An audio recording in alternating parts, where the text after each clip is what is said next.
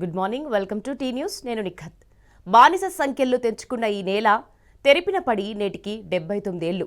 2 శతాబ్దాల బ్రిటిష్ వలస పాలన నుంచి విముక్తి పొంది 78 ఏళ్లు పూర్తి చేసుకున్నాం.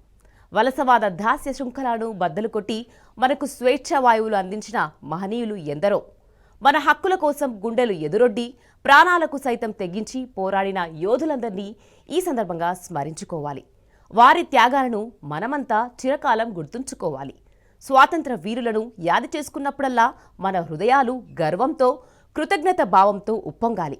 ఇంత గొప్ప ప్రజాస్వామ్య దేశంలో పుట్టినందుకు మనమందరం గుండెల నిండా గర్వించాలి. 78 ఏళ్ల స్వాతంత్ర భారతంలో సాధించింది చాలా చాలా తక్కువ, అధిరోహించాల్సింది చాలా చాలా ఎక్కువ. కులం, మతం, భాష, ప్రాంతాల వారిగా కాకుండా అందరం భారతీయ పౌరులుగా గుర్తింపు పొందాలి. అందరికీ సమాన అవకాశాలు రావాలి. మన దేశం అన్ని రంగాల్లో గొప్ప ప్రగతి సాధించాలి. ప్రపంచ ఆర్థిక వ్యవస్థలో ఇండియా కీ రోల్ పోషించాలి. అదే రేపటి మన కర్తవ్యం కావాలి. టీ న్యూస్ ప్రేక్షకులందరికీ హ్యాపీ ఇండిపెండెన్స్ డే. బులెటిన్లో హెడ్లైన్స్ చూద్దాం.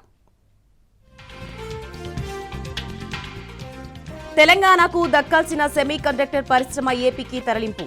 డైవర్షన్పై నోరు విప్పని రాష్ట్ర బీజేపీ, కాంగ్రెస్ ఎంపీలు.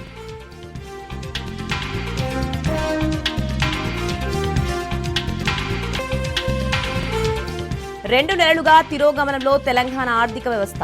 రేవంత్ రెడ్డి అసమర్థ పాలనతో కుప్పకూలిందన్న కేటీఆర్.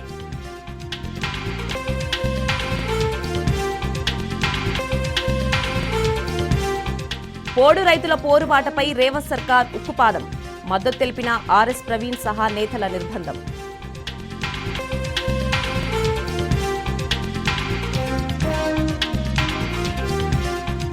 యూరియా కోసం రాష్ట్ర రైతాంగం కుస్తీ పట్లు. పొద్దునుంచే పడిగాపులు, గంటల తరబడి ఎదురుచూపు.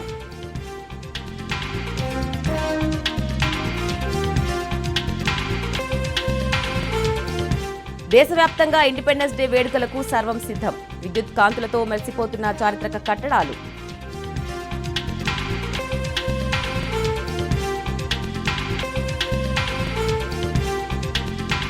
ట్రంప్ సుంకాలు పెంచినా వెనక్కి తగ్గని భారత్. యథావిధిగా రష్యా నుంచి చమురు కొనుగోలు.